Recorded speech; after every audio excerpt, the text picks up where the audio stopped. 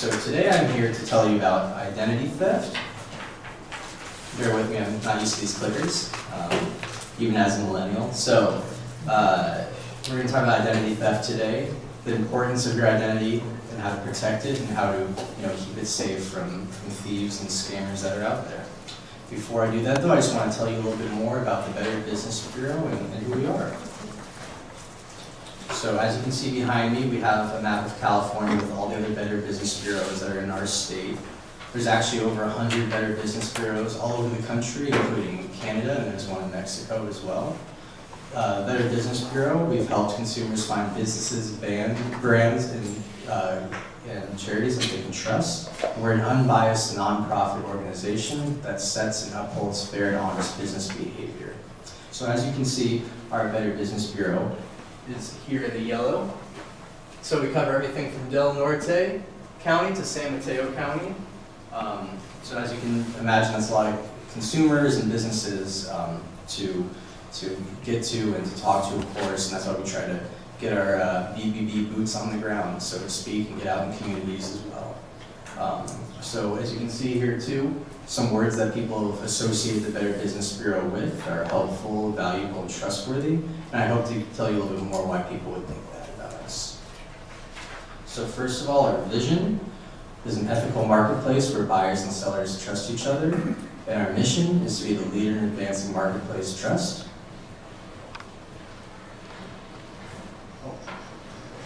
Yes, and so now we're going to get to our objectives for today. So we're going to go over scammers' tools, the sources, components, and how we keep up to date with that, as well as they change their methods to try to dupe people into getting their information. Signs of ID theft that you may have, phishing and what that is, imposter scams, and the importance of passwords. These thieves may open credit card accounts, they may file taxes under your names, they may even obtain medical coverage using your information. So there's many different signs of identity theft, and we're going to go over some of those today as well. So we're going to start with scammers' tools.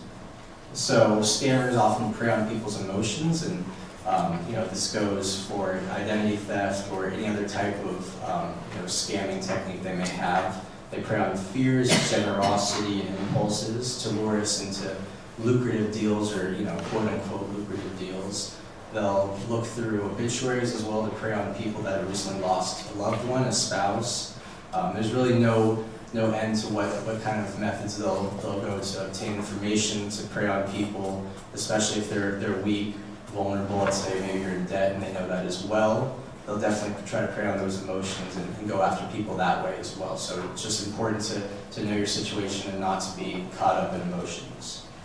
And in fact, in 2016, Allianz Life found that 36% of seniors had faced financial abuse as well. And so we're trying to work on those numbers, of course, and bring them down.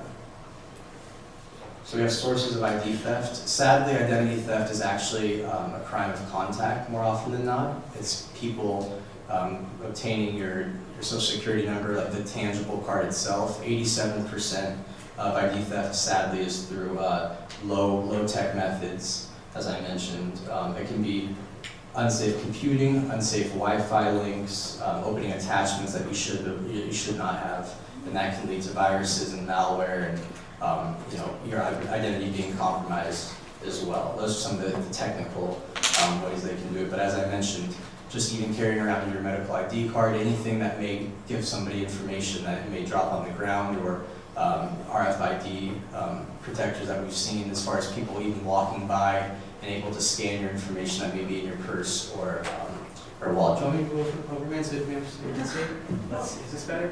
Okay, yeah, sorry about that.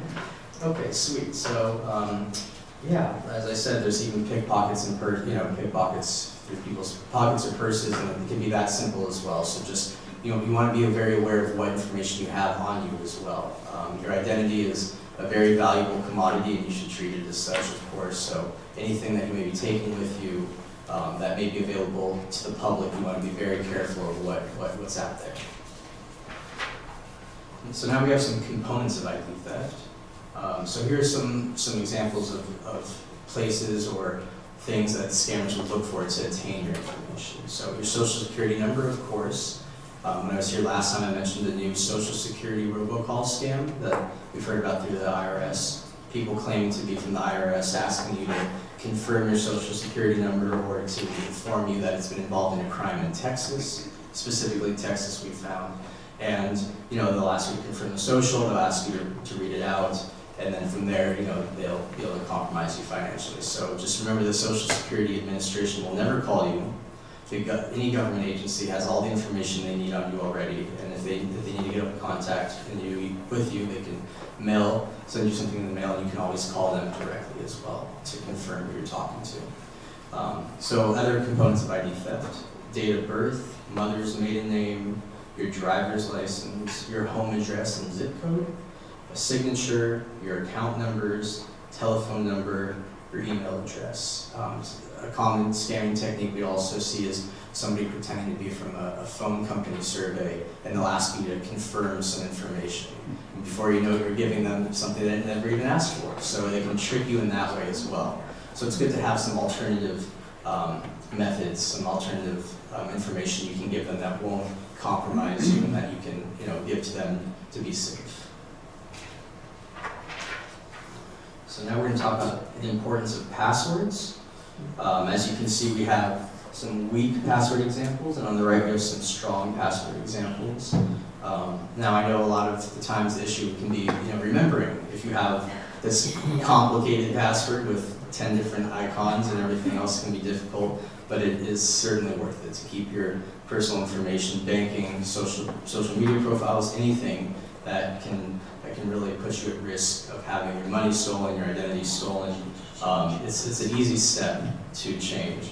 In fact, we know about the Equifax breach as well, with your credit card, with your credit number, as well as Twitter had a breach as well, where they suggested that everybody go and change their password just to be safe. And that happened not too long ago. And along those lines, they also suggested to change your password every 90 days, which is about the recommendation. Now, yes, that does sound tedious, of course, to do that all the time, and then to write down the password so you remember it. But getting in the habit of keeping this important information together, keeping it safe. I often hear about people keeping their passwords in a safe, specifically fireproof safes, of course, with obviously the horrible wildfires that happen in California, people losing everything, keeping it all together and safe, all these important documents, but then still losing it. It's really, really difficult to get everything back, of course.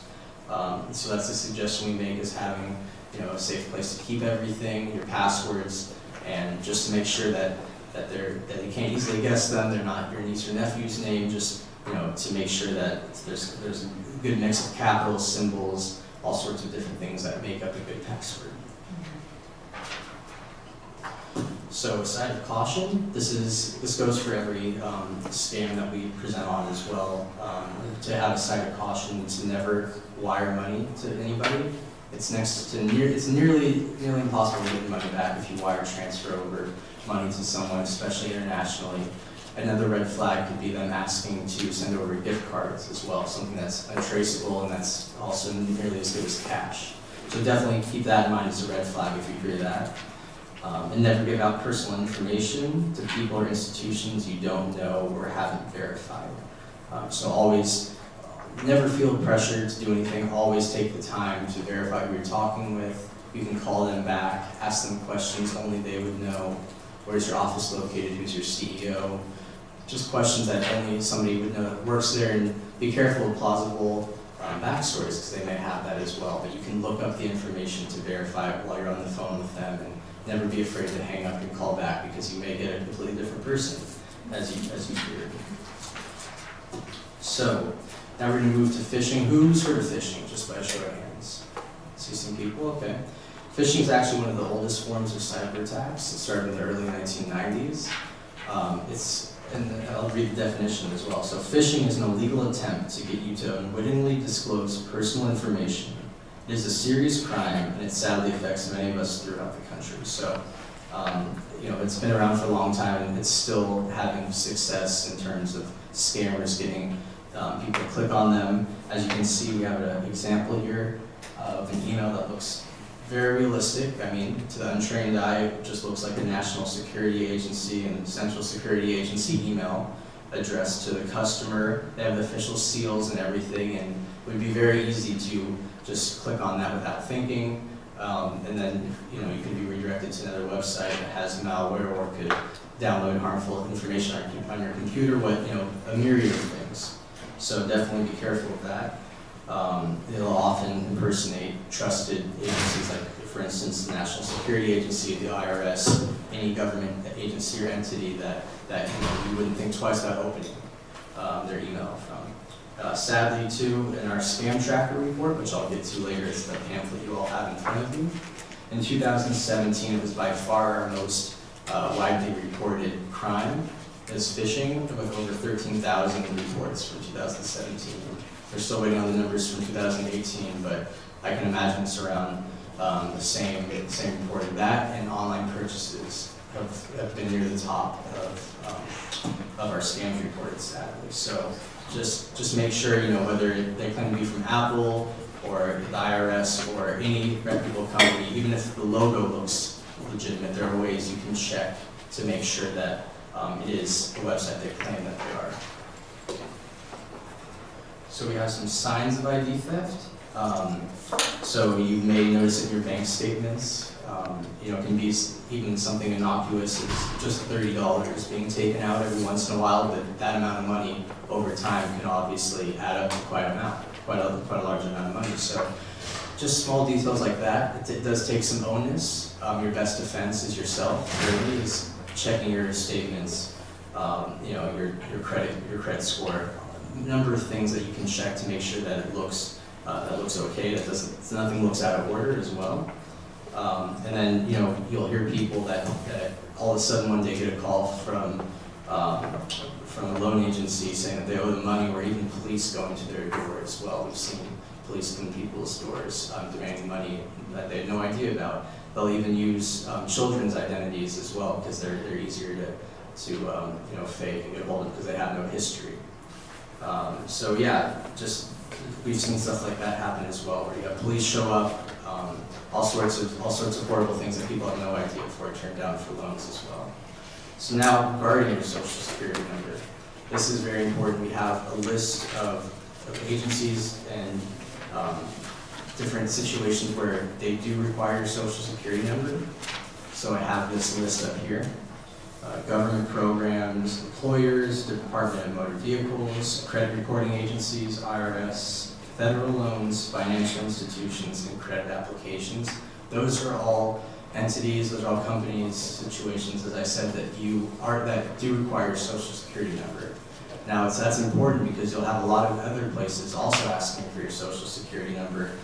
Physicians, dentists, utilities, schools, pawn shops, cell phone providers are all examples of people that may ask for your social security number when they don't need it and they don't require it as well. You can always ask what law requires me to give you my social security number. And if they mumble whatever it may be, or they don't have a good answer for you, that can be a red flag as well. And as I mentioned earlier, you can always give an alternative form of identification. You can give out the last four digits of your zip code as well. Just anything that doesn't give too much away. You don't want to give emails, phone numbers, anything that can be then sold off to other scammers. Unfortunately, we've seen that happen as well. So imposter scams, the most popular one being an IRS scam, pretending to be from the IRS, debt collectors, relative friend, charity, whatever it may be, and they'll impersonate a reputable government program or anything that you may have heard of and that seems to be safe. And they'll even impersonate the phone number as well. That was some of the issues we had with the Social Security Administration. They were calling from the Social Security Administration's phone number. So, once again, as I was saying, you want to do your research, you want to look these things up, but, it can even, confuse somebody that is very aware of what's going on, that they're getting a phone number from the actual agency, yet, this doesn't sound right. So once again, that's an example of hanging up, calling back, and then you'll, soon realized that you weren't talking to anybody from the IRS and that you dodged a bullet. So that's very important to keep in mind as well. So as we discussed, never wire anybody money. You don't want to risk not being able to get back as good as cash, basically. You can always double check the source and never feel pressured as well to give in to their demands or whatever they may be saying. That's kind of preying on emotions again of saying, you're in trouble. And of course, if somebody thinks they're in trouble, their first instinct is to do what they can do to rectify it. And that's a natural feeling, that's a natural emotion, but you still want to stay calm and collected and make sure that you ask the appropriate questions to get to the bottom of who you're talking to. So now I have a little test for you guys here. Who can tell me what is wrong with this? I think people from the last presentation, they have heard this example. Yes, ma'am? One too many yeses, exactly. And that, it's not that obvious. If you weren't really paying attention, it would be easy to miss. But it's certainly a very common technique to maybe add an extra letter, or this could have even been by mistake. They were creating this website, it was careless. Questions at the end, ma'am? Well, yes, don't those sites have to be registered? They do, yes ma'am, I'm going to get to that in 1 second. Yeah. So, it seems like that should have been rejected. Yes, well, that's exactly, ma'am. Thank you. So that website, if you were to go to a red cross with 3 S's, would not be an HTTPS secured website. So when you're going to any website, at the top of the website, you may see a lock icon and the letters HTTPS before it. The S in HTTPS stands for secured. So that's how you know it's a secured website. So if you were to go to this website, there would be no lock icon. There probably wouldn't be an HTTPS, although there are means of them being able to purchase this HTTPS, which can be very confusing too. But yes, so to your example, you would think that it wouldn't even be allowed on the internet, simply put. But unfortunately, once again, the onus is on the consumer most of the times, where you need to be aware of these things to look for. So another technique we have is to hover over the link as well. So if you were to hover over this link, instead of seeing www.redcross.org, you may see, a whole convoluted web address .jp or .ru or some obviously not, maybe foreign website, or at least not a secure website in the United States. So hovering over the link can save you from clicking on a website that you don't want to visit that could, harm you. And furthermore, even if you were to click on this redcross.org and go to the website, and it took you to a website that looked exactly like the Red Cross website, we've had people go through and do the whole donation process only to, realize after the fact that in fact it was an imposter website. But they had the Red Cross symbol at the top, they had a very similar looking web page, they had a donate now button, they had all the information to fill out. If you weren't paying attention, it would be very, very easy to slip up and accidentally donate your money to these thieves instead of people who need it. So there's lots of techniques. Like I said, you can hover over the link, you can go to the actual Red Cross website, type it in separately instead of clicking the link to be sure. Bless you. And check for the HTTPS sign, the lock sign as well. And just even by visiting these websites, you're clicking these links, they can obtain personal information, credit card numbers, passwords, and logins that can compromise you as well. So it's very scary stuff for sure. But if you employ these techniques to make sure that you don't click on a website you shouldn't, and you can know what to look for on certain charity websites, then we highly suggest that, especially going directly to the site and not going through emails, just to be sure. So, as I mentioned, you all have a pamphlet in front of you. It's our Scam Tracker pamphlet. And this is the tangible pamphlet you have here with information. Our actual Scam Tracker is online. So, if you were to access our BBB Scam Tracker, you would go to bbb.org. And then in the upper right-hand corner, you would click BBB Scam Tracker. It's a little cut off, but it's right here. So if you were to go to bbb.org, in the top right, you see BBB Scam Tracker. After clicking on that button, it would then take you to this page, And this is the button you would click for reporting a scam, the big red report a scam button. So if you get a robocall, suspect a scam, suspect a friend or family member maybe being scammed, this is your one-stop shop for reporting said scam to us so we can be aware of it. As you can see, maybe not, sorry, it's very small. It has the date, the scam type, for instance, identity theft, many other scam types we have, postal codes, where they're from, dollar amount lost, and details, so you can read the details, the narrative of the scam. As you can see, it's a live heat map, so if you were to type in scam type, identity theft, keyword, social security number or something, you would see a whole list of reports nationwide of people that have suffered from identity theft, specifically with social security numbers being involved. And from there, you can zoom in to our area here, just keep clicking until you get to our San Francisco Bay Area, Northern Coastal California, as our Better Business Bureau is called, because that's what we cover for California. You'll be able to see other victims in the area that had the scam happen to them. You can see the details, how much money they lost. And you'll also notice here it says 145,494. That's how many scams we've had since 2015. And that's 4 years. Now that tells you obviously there's a lot of scams, but also we don't delete our scams either. So we keep our scams on record so we can reference them back, so we can look for patterns, and so we can work with local law enforcement and media as well. So that way we're able to let people know about prevalent scams. For instance, 2017 was the "Can You Hear Me Now" scam. I know people from my previous presentation remember this hopefully, and it's newer. It's a scammer will call you and say, "Hello, is this so and so?"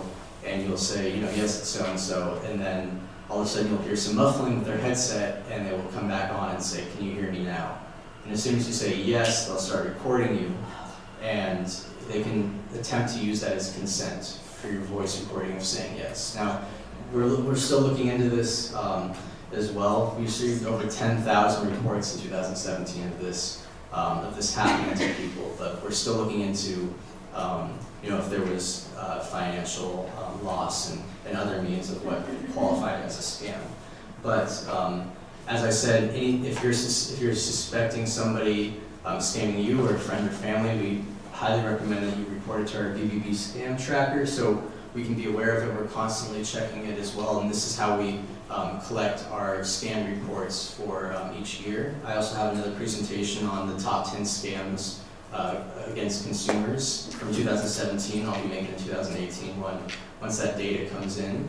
But that's a great presentation that kind of goes through what we've seen. Number one last year, 2017, was online purchases. It's the most common scam that we found as well. So, and then travel vacation scams, it goes through all the lists as well. So you can find different types of scams through our scam tracker as well and look around your area. Next, we have Secure Your ID Day, otherwise known as Shred Day. We have 2 Shred Days every year. We just had our last Shred Day in November, so we're going to have one again in the spring coming up. So this one will be on the East Bay. We just had the other one on the peninsula. And it's a great opportunity. You can have anybody can come and bring up to 5 boxes of documents that you can shred. So any important documents that you may be willing or wanting to get rid of, you can bring to us, and we'll safely dispose of them. We have data safe trucks that shred them. They have cameras. You can look at the documents being shredded to ensure that they're shredded tiny enough and that they're gone and that they're going to be disposed of properly, bless you. So make sure and look out for that. You can find out more information by going to bbb.org/identity theft. So that page has a lot of great resources, but it'll also inform you of our next Shred Day. So like I said, it's a great way of just making sure you can dispose of your documents safely and securely, and you can watch it being done. The city offers for shredding here in Livermore. Yes. And I noticed that some of the realtors do as well. Yes. I've taken it to them, but they're out there with their trucks, and I think it's okay. Yes, I know local police stations will put on Shred Days as well. and that reminds me of a story of a realty company that had shredded their own documents and thrown them away in a dumpster, and some scammer had gone in dumpster diving, found all the documents and pieced them back together, and then was able to extract millions of dollars from them. So that's a real estate company. There's a lot more money at stake, but that's an example of what these people will go through, the lengths they'll go to just for a couple dollars. So that's another example why you need to shred it securely and safely, and we offer this free service for everybody.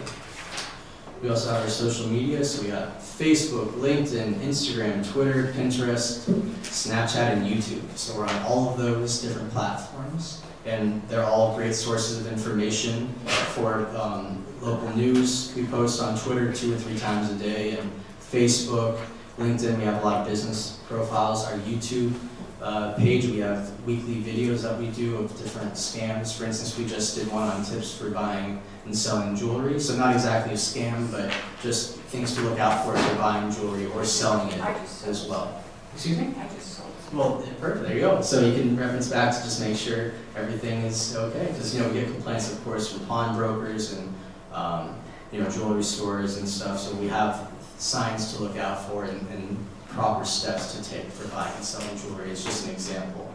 And then Monday is National Data Privacy Day as well, the 28th, so we'll be having a lot of information on that for you guys to check out, like I said, on our Facebook, Twitter, LinkedIn, Instagram, Pinterest, YouTube. There's lots of great ways to find our information.